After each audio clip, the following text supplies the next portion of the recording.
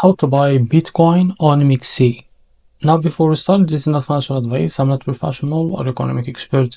So before investing in any project that you found on my channel, please do your own research. And also, there's referral codes down the description. You can get free money, rewards, and crypto with the best referral code. Simply just go below, find your account, and enjoy the benefits. Check them out in the description.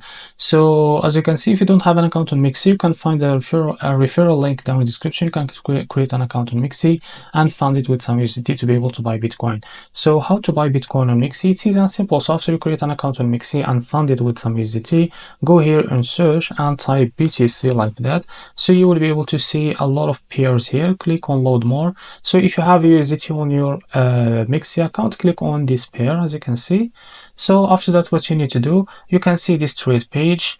So now as you can see, after you select the BTC, the pair BTC and USDT, go here on to buy section, click on limit. Now here type how much you want to buy of that BTC. So here we'll be able to see how much of USDT that you will pay in order to buy BTC. So after that, click on buy BTC.